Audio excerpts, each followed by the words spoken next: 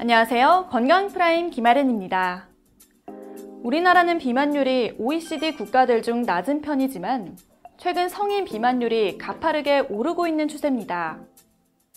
질병관리본부 국민건강영양조사에 따르면 국내 성인 비만 인구는 2016년 기준 34.8%를 기록했고 2020년에는 39%까지 늘어날 것으로 전망되고 있어 경각심이 필요한데요. 오늘 건강프라임에서는 비만에 대해 자세히 알아보겠습니다. 비만이란 몸 안의 지방 조직이 과다한 상태를 말합니다.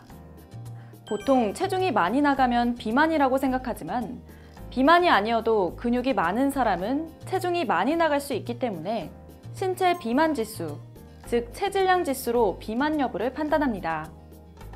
비만을 진단하기 위해 가장 보편적으로 사용되는 기준은 체질량 지수이고 체지방 분포와 복부 비만을 진단하기 위해 허리둘레가 흔히 사용되고 있습니다.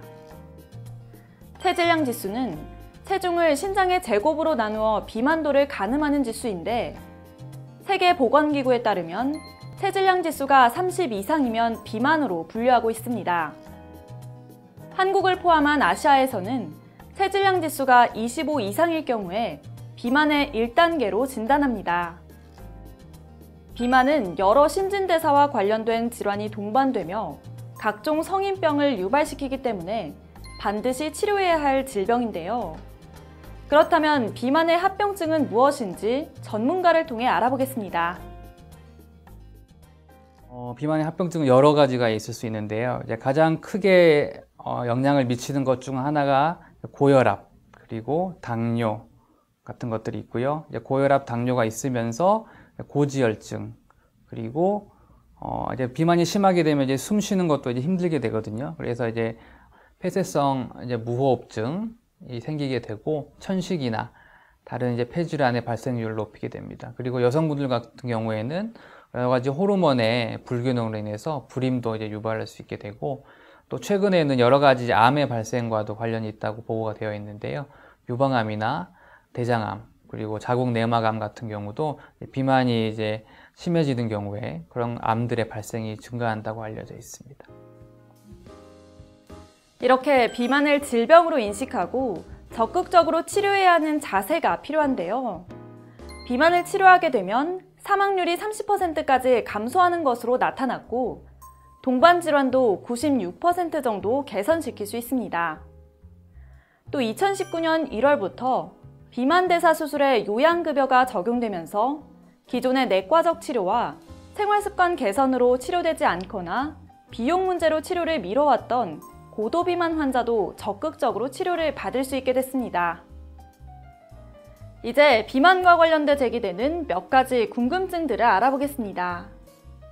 첫째, 마른 비만이라는 것도 있는데 어떤 상태를 마른 비만이라 하며 이것도 질병으로 보고 치료해야 하는 걸까요?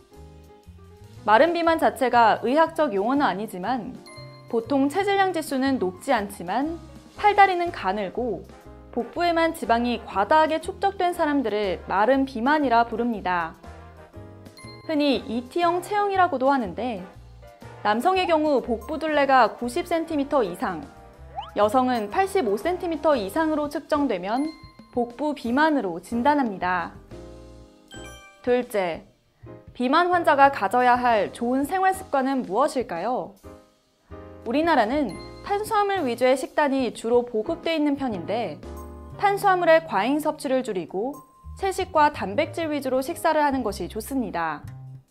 또 과도한 음주를 피하고 적절하게 유산소 운동과 무산소 운동을 병행해 체지방률을 줄이고 근육량을 늘리는 것이 도움이 됩니다.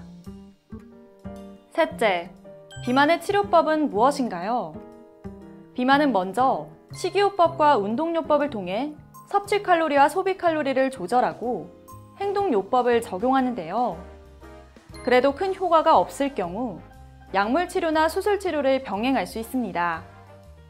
이러한 치료법의 선택은 각 개인의 상태를 평가한 후에 특성에 맞게 이루어지는데요. 체질량 지수가 35 이상인 고도비만인 경우 비수술적 방법을 통해 체중을 감량하기에 어려움이 많아 수술적 치료를 권합니다.